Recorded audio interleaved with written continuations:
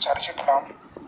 मैं अमित हूँ, बनारस से आया हूँ। आचार्य जी, मैं शुरू शुरू से ही अपने एकेडमिक लाइफ से ही टीचर्स का बहुत आज्ञाकारी रहा हूँ।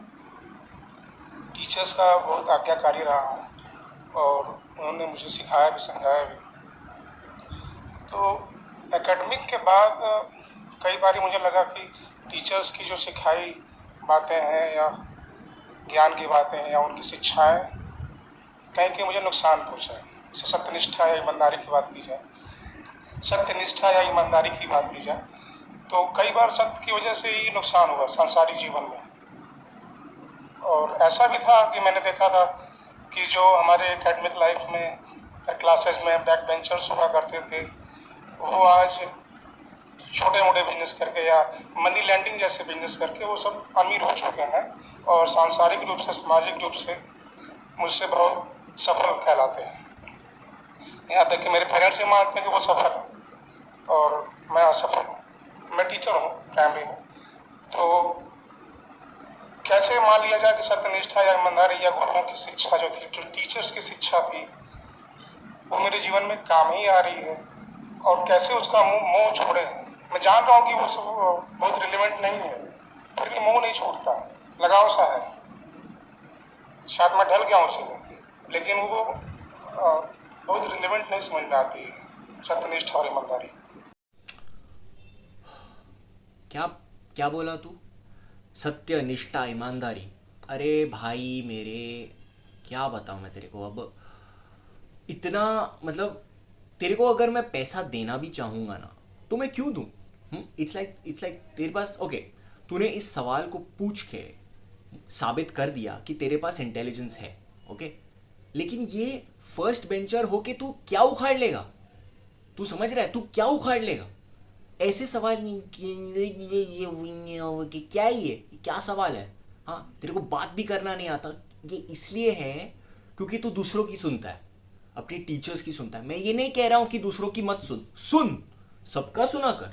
अरे कोई भिखारी मुझसे बोलता है कुछ, तो भी मैं सुनता हूं, उसकी भी बात सुनता हूं मैं ठीक से, कि यार अच्छा, वो बोलता है कि अरे भगवान तेरे से बात कर रहा है, मैं भी पूछता, अरे भगवान किधर है, मेरे को भी सुनने का है। मैं सबकी सुनता हूं यार, पर अपना एक इंटेलिजेंस होता है जिसे मैं यूज करता हूं।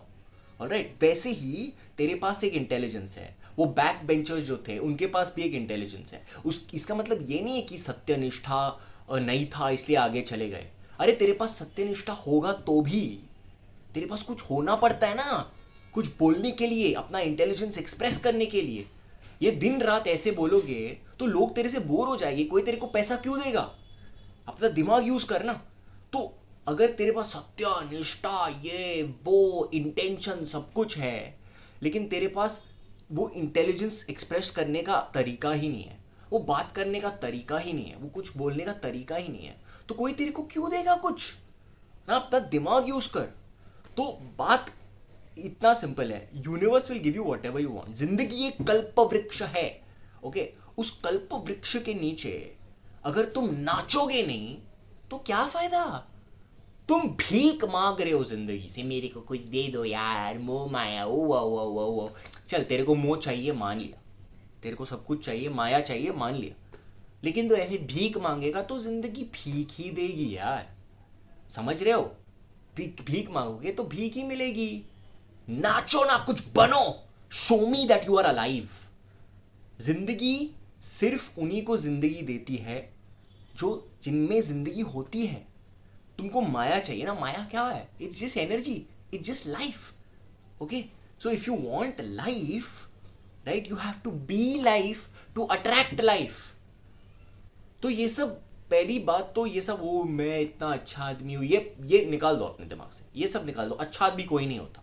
चलो मान लिया कि कोई बहुत बेईमान है तो वो बहुत आगे चला जाएगा, ये फिजिक्स का बात है, इस ये मैं आपको बाद में समझा दूंगा। लेकिन पहली बात, तुम्हें कुछ तो होना पड़ेगा, वो तो बनो।